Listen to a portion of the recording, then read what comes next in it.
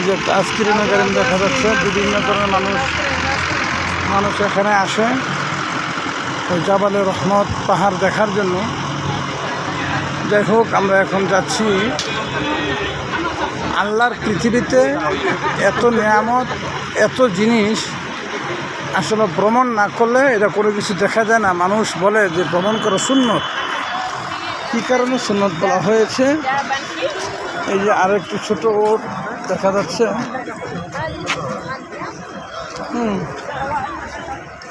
এত সুন্দর জিনিস আগে কখনো দেখিনি। হাদিসে পড়েছি যে জান্নাতে এরকম নিয়ামত থাকবে যে নিয়ামতের আমরা অনেক সময় নাম শুনেছি কিন্তু চোখে দেখিনি।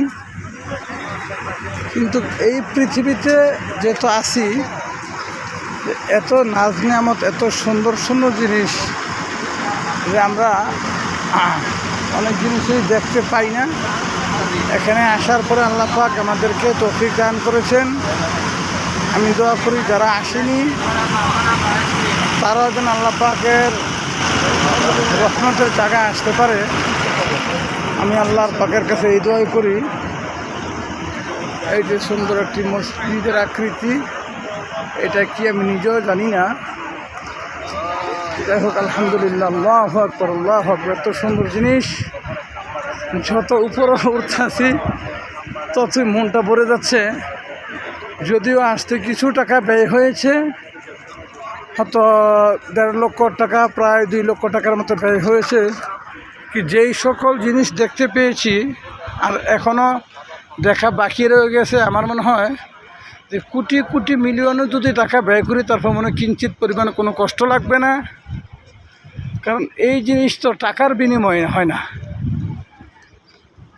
মানুষ সৌদি আরব অনেকে কাজের জন্য আসে,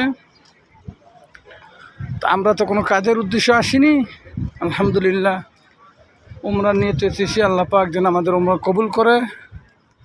এত সুন্দর জিনিস আসলে ভাষায় প্রকাশ করতে পারতেছি না। আমার এত আনন্দ লাগতেছে, এত সুন্দর, ভাষা দিয়ে প্রকাশ করতে পারতাম যে মানুষ বলে জানি না কত সুন্দর তুমি আল্লাহ।